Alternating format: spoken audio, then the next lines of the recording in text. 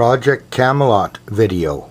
For those that don't know about Carrie Cassidy and her Project Camelot. And this was February 7th. February 7th, 2019. Just the other day. Okay. Oh, and she's interviewing a NASA employee, blowing the whistle on the targeting. This is for all targeted individuals. Some more deep knowledge for us who are being targeted by our own government. We can see if the audience thinks this is any better. Keep the video off and we'll continue. All right, so very sorry. Can you just back up a couple steps? You were talking about some individuals that you think are heading up the targeting program. That's correct. The CIA handles the funds from the black budget, and those funds go to what's called the National Intelligence Program, and the Office of the Director of National Intelligence doles out those funds, but really does it at the discretion of the CIA. So the CIA is highly involved in that process.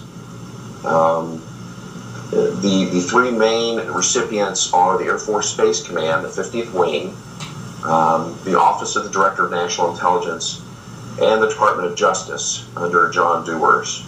And I do have a chart on that. The gang stalking is run out of the fusion centers. How do we know that? We know that because 3 police whistleblowers last year came forward and told us that the fusion centers are the control stations for all the gang stalking. There's a minimum of 1 fusion center in every state, and that's how the gang stalking is organized in each state. In Texas, we've actually got, I believe, 3 or 4 fusion centers, and the main one is in Austin, the capital, but we also have one near Dallas and one in Houston. So the local offices will handle that gang stalking operation, and grant money is provided from the National Intelligence Program to set up and hire all these people that then go about harassing these targeted individuals 24 hours a day. And it's all done under the guise, here's the code word, counterterrorism. Counterterrorism really means gang stalking. 90% of what they do is gang stalking. The other 10% of the time they spend pretending that they're fighting terrorists. So they talk about counterterrorism, they talk about, difficult terrorists in foreign countries. But the main reason that we know that this is all a shill is in 2012, the State Department, in fact, every year the State Department puts out a list. They have each one of their country managers. So the State Department has set up regions like the Middle East or Asia. And then under that, each country has country managers and analysts that analyze everything going on in that specific country. And okay, I'm very sorry. They're really hitting us hard. What I want to do here is call you on a phone line.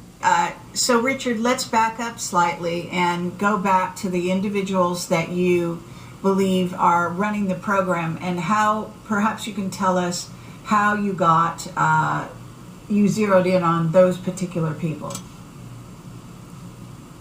Okay, yeah, that's a good place to back up. So I do have a slide that's called Figure P1, P as in Paul.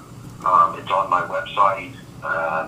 It's in a number of my books, my recent books, that are free at ourlighthouse.com. All of my ebooks for targeted individuals are free. So this is what I've been able to track down. The CIA Operations Group is headed by Elizabeth Kimber. She handles the day-to-day operations at the CIA that includes the targeted individual program. There's in this overview slide, and again, there are many more people involved than just these people I've identified on this chart. The entire groups and organizations that I've identified, for example, at the Justice Department, they have a group called the National Security Division. So basically everyone in that division, and they've got a number of sub-managers that manage specific tasks, but they're ultra high secrecy, and their onus on a day-to-day basis has nothing to do with national security. That's a shill. Their goal is control of the population, and they are one segment out of that agenda. So we have at the top Elizabeth Kimber. The directed energy weapons are run out of Schriever Air Force Base. The commander there is General John Raymond. The 50th Wing is where all of the activity, all of the illegal activity is focused. So that's, and I'll get into the details of how that plays into the bigger picture. I'll get into some of the details of how the tracking works.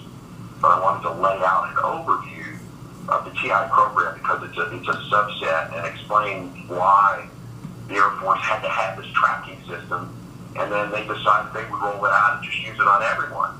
So they started tracking everyone, even if you're not a targeted individual. By obtaining the precise GPS coordinates from 1 second to the next, it gives them the ability to hit your head with subliminal messages, and that's the end goal of the tracking.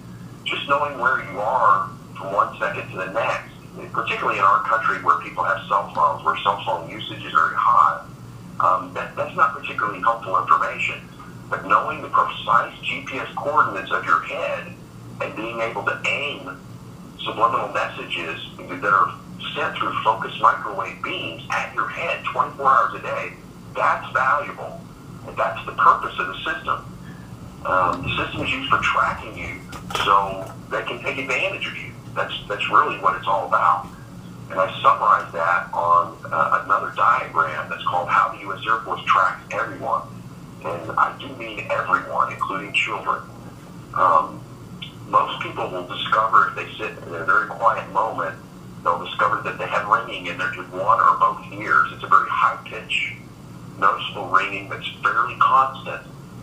That ringing is there because you're getting hit with microwaves. And as soon as the microwaves get turned off, that ringing will go away. So what it's doing is it's vibrating your brain. There's a number of scientists that worked for the military for many years. If you go to a website called biggerthansnowden.com, you'll find Dr. Douglas Rock, R-O-K-K-E. He was involved with some of the system design, that discovered that the phi effect, which actually goes all the way back to about 1960, could send messages to your brain. But the reason that works so well is because your brain actually has a natural resonant frequency in the same way that a wine glass or a tuning fork has a natural resonant frequency. Your brain also has a natural resonant frequency, and it's between about 400 megahertz, about 420 megahertz to about 480 megahertz for most people.